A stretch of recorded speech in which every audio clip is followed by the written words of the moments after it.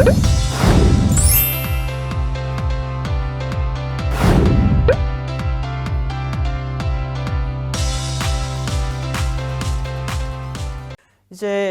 이런 국가가 탄소 중립 계획을 수립하고 있고, 그리고 광역 단위, 기초 단위에서도 이제 기후 위기 대응을 하기 위해서 우리 지자체는 어떻게 해야 되지? 이런 고민들을 하고 있는데, 지난해 7월 9일에 전국의 시도교육감 협의회에서 기후위기 교육 강화를 위한 비상선언을 하게 됩니다. 저는 이거 매우 중요하고 반드시 해야 되는 일이라고 생각하고요. 우리 인천교육청도 참여하셨고 인천교육감님도 참여를 하셨는데 매우 중요한 메시지들이 있습니다. 첫 번째는 이 아이들의 행복한 미래를 위해서 환경학습권을 보장하고 미래 세대가 함께 살아가는 관계를 배우는 공간으로서 학교를 만들어 가겠다. 그리고 학교만이 아니라 이 마을과 지역에서 함께 협력해서 미래 세대의 건강과 안전을 확보하기 위해서 노력하겠다. 이런 메시지가 있습니다. 그리고 이 학교와 교육청에서 시작할 수 있는 온실가스 감축 방안을 모색하겠다. 아까 제가 첫 장면에 개구리 나왔었잖아요. 인식하는 개구리, 그리고 줄이는 개구리였습니다. 그래서 저는 이런 선언에 우리가 인식한다. 그리고 학교와 교육청에서 줄일 수 있는 방안을 마련한다. 그리고 그런 교육을 통해서 우리의 이 학생들, 어린이들, 그리고 청소년들이 다 같이 민주화, 인권과 평화와 다문화 환경에 대해서 인식하면서 지구 공동체의 생태 시민으로 성장하도록 노력하겠다. 저 이 표현이 너무 멋지다고 생각하거든요. 지구 공동체의 생태 시민. 그러니까 트럼프 시대에서는 지구 공동체가 없었습니다.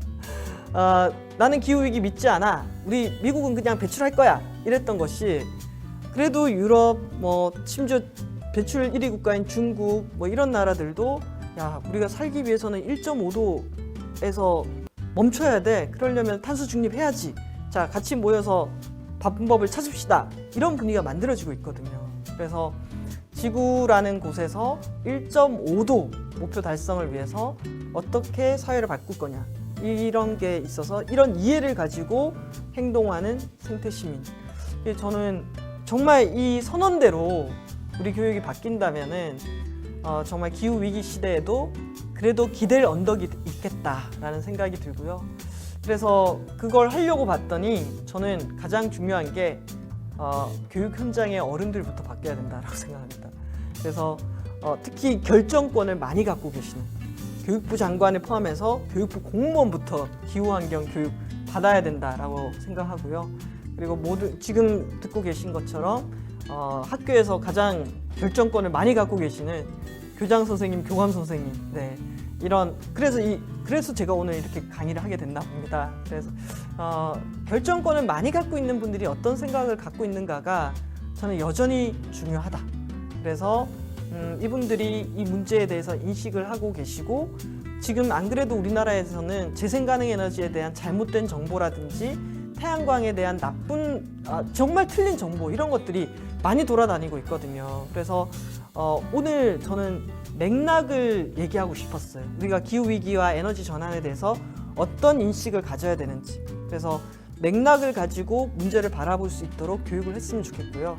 1.5도 특별보고서 어렵습니다. 그런데 요약본이 있거든요. 그래서 그 보고서를 같이 읽을 필요가 저는 있는 것 같아요. 그래서 그 내용에 어떤 메시지가 담겨 있는지 이런 것들이 필요하고 요즘 저는 선생님들이 강의를 많이 요청해 주십니다. 좋은 현상이라고 생각합니다. 본인이 알아야지 학생들에게도 전달하겠다라는 생각을 갖고 계신 것 같고요. 그리고 또 의미 있는 거는 충청남도가 매년 4시간 이상 환경교육을 의무적으로 받도록 조례를 만들었습니다. 그리고 이 충남이 이런 조례를 만드니까 다른 지자체들도 만들고 있거든요. 그래서 어른들부터 각성하고 바뀌어야 될 필요가 있다.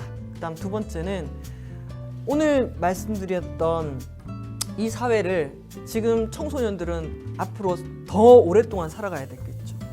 근데 앞으로 자기들이 어떤 세상에서 살아갈 것인가에 대해서 정보를 주지 않는다는 거는 저는 직무유기라고 생각합니다. 그래서 문제가 얼마나 심각한 건지, 그리고 오늘 제가 말씀드렸던 탄소 예산, 탄소 발자국, 탄소 국경 조정 제도, 이런 것들에 대한 내용들을 전달해 줘야 된다고 생각합니다. 그리고 저는 이게 직업이랑 연결돼야 된다고 생각하거든요. 이 변화하는 사회 속에서 앞으로 자기가 사회에서 어떤 일자리, 어떤 직업을 가지고 역할할 것인가에 대해서 고민할 수 있도록 해야 된다라는 생각이 들고, 또 온실가스 감축만이 아니라 적응도 중요합니다. 재난이 다양한 형태로 다가오고 있잖아요. 안전 문제를 위해서라도 이런 재난에 대비하는 적응 정책, 적응 교육, 이런 것들 저는 필요하다라는 생각이 들고, 한국 사회는 청소년들의 정치적인 의사 표현을 너무 억누르는 것 같습니다. 예를 들면 기후위기 관련해서 그레타 툰베리를 포함해서 청소년들이 전 세계적으로 시위를 할 때 한국 사회에서 청소년들이 그렇게 목소리를 내는 것에 대해서 너무 제재를 많이 가하는 것 같더라고요. 그래서 자기의 의사, 자기의 생각, 이런 것들을 표현하는 것에 대해서 저는 좀 자유를 주는 방식으로 가야 된다라고 생각하고 있습니다. 자, 이번에 그린 뉴딜을 하면서 한국판 뉴딜에 노후 건물 2,800개를 개선하는 이 학교 관련한 정책들이 만들어졌죠. 그린 스마트 스쿨 만들어졌습니다. 그런데 이 그린 스마트 스쿨이 시설만 올리는 거, 태양광만 올리는 게 아니라 정말 학교 안에 현장에서 학생과 교원들이 생각과 행위를 바꾸도록 하는 그런 방식으로 저는 진행이 돼야 될 것 같고요. 그리고 지금 우리가 가르치고 있는 교과서 한번 다시 다 보셔야 된다고 생각합니다. 지금 그 교과서에는 이렇게 급변하고 있는 기후위기의 현상과 세계적인 변화, 그 속에서 우리가 어떤 얘기를 해야 될지에 대한 내용들이 들어가 있나요? 그리고 학교의 환경교사는 턱없이 부족합니다. 가르치지 않는 곳도 너무 많죠. 그래서 환경교사 선생님들이 복구뿐만 아니라 학교의 환경교사도 멸종위기다라는 얘기를 하고 있습니다. 저는 이게 간극이 너무 심합니다. 지금 국제사회가 변하고 우리가 알아야 될 내용들과 학교 현장에서 접할 수 있는 정보와 교육, 그리고 커리큘럼, 한국은 거의 저는 없다고 해도 과언이 아니라고 생각합니다. 그래서 지금 이 상황이 오래 가면 안 된다. 그리고 노력하겠습니다 정도가 아니라 집중해서 기반을 마련해야 되는 시기다. 그리고 이런 활동이 지역사회랑 연결돼서 갈 수 있도록 프로그램 만드는 거 너무 중요할 것 같습니다. 그래서 저는 이제 좀 마무리를 지으면은, 국제사회가 변하고 있습니다. 세계의 판이 달라지고 있습니다. 기후위기 대응하기 위해서는 탄소 중립을 만들어야 되는 거죠. 그리고 우리나라의 지자체들 사이에서도 편차가 있지만 이 지자체들 중에서도 이 기후위기에 대응하는 반짝반짝 열심히 노력하는 지자체들이 있습니다. 이런 이 변화 속에서 학교의 현장이 바뀌는 것, 지구 공동체의 생태 시민으로 만들겠다라고 했던 그 선언의 약속, 그걸 지킨다면은 학교 공간 자체가 생태 전환 학교가 돼야 되고, 이런 내용을 제대로 가르칠 수 있는 학교를 만들어야 합니다. 그리고 그 속에서 마을이나 우리 시민들의 공동체들도 바뀌어야 되겠죠. 그래서 저는 서로가 협력하고 노력해야 될 부분들이 너무나 많다라는 생각이 들고, 정부, 지방정부, 마을, 학교, 기후위기 대응을 위한 모두의 전환과 준비가 필요한 시대라고 생각합니다. 오늘 강의를 들으신 우리 선생님들께서 이 모두의 전환을 시작하는데 적극 나서주시면 좋을 것 같습니다. 네, 강의를 마치겠습니다. 감사합니다.